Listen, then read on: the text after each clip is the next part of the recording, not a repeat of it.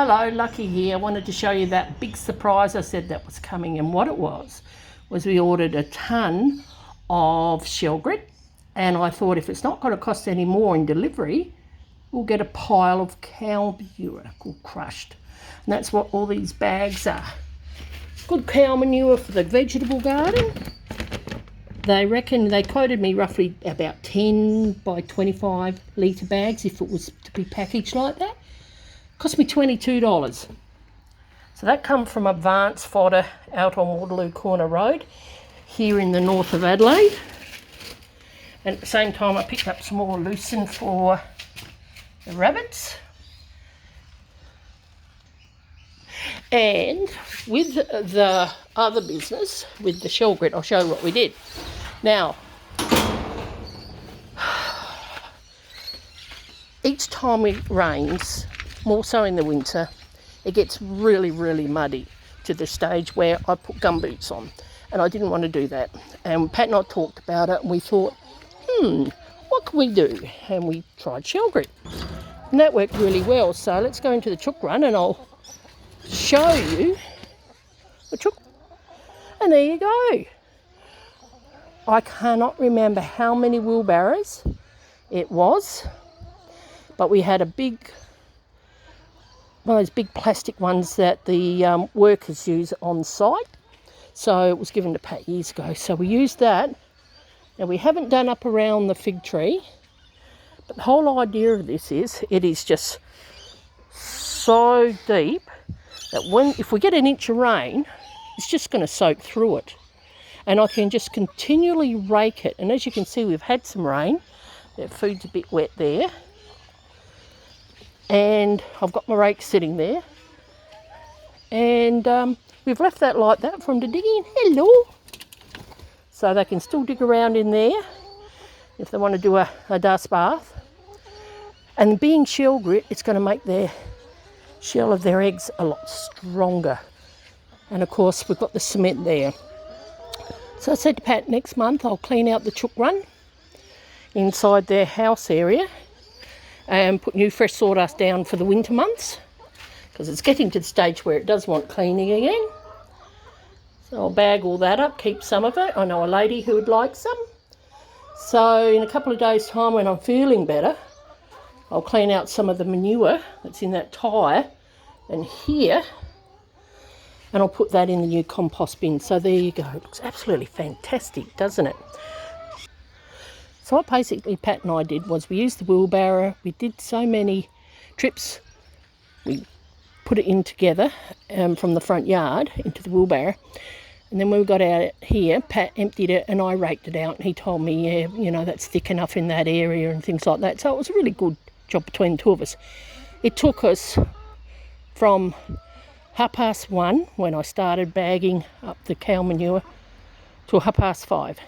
It was a long job. We had to have constant breaks because of Pat. As you know, I care for him full time. So, you know, his lungs aren't the best, but he did what he could and when he could, and that was absolutely fantastic. So we had some breaks where we put a timer on so that we didn't lose too much time. And of course, we got beautiful rain today. It's been raining a bit. So that's okay. So then I've gone and removed that. So that's for where the bokashi is. So that's my, as you know, is my basil. But look at my peas. I've had to thin them out now. So my peas are all thinned out, ready to go. And I picked some basil this morning for the rabbits. Of course, here's my broad beans. And that's going to have some cow manure turned into it as well. And of course, my radishes are up. I've started composting in this new bin now, so which is absolutely fantastic that I've got it.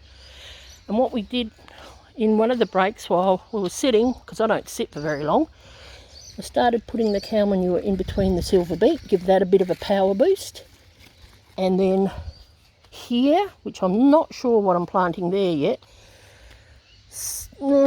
the parsley is still going to seed, but you know, I can still pick some of it, so that's okay. So when that's taken out, that'll go to the chooks. And of course I've got my parsley over here. So that's in there. Now this one here is going to have more spring onions and the beetroot. So I'm going to put cow manure in there as well. And my lemon tree is absolutely responding so well with the fertiliser. So I gave that just a small dose. And then I've just top layered around the zucchinis because they're doing really well again. They've perked up. So I thought, right, well, I'll give you a bit of a boost too. And of course, we had some left over and I had no bags left, so I've dumped it here to use, because what's going to happen is these two here will be the potatoes. So I thought, right, well, that'll be nicely split, turn it. So the whole idea is to get it really nice and rich, put the potatoes in and cover it with some mulch of some kind. Probably sugar cane, I should say. So, yes, and a little bit over there in the mint, and of course, that's all from the chook run. That's got to go in the green waste bin. So as much as I would like to recycle it, there's too many bones in there from the chooks, because chooks like pecking at bones, and that means Matilda will get them, so I don't want that. And I'm certainly not going to sit there and pick all the bones out. So that can go to green waste and be turned into mulch. So there you have it. So we've been really busy. That was my surprise. We have got the sand done. Well, it's not sand, it's shell grit, but that's okay. So I'm really pleased with it. So that'll last a couple of years, a couple of winters, no problem. And then we'll have to do it all again. It'll also be a lot older too, but that's beside the point. So anyway, so that's it. So it looks absolutely fantastic. We're really pleased with it. We pushed ourselves to get it done because there was weather coming in, and we've got that done, so that's good. And yes, so I'll catch you next time. And if you like the video, it'd be great to give a thumbs up. If you want to comment, go ahead and comment. If I can answer your questions, I will. And I'll catch you next time. Bye.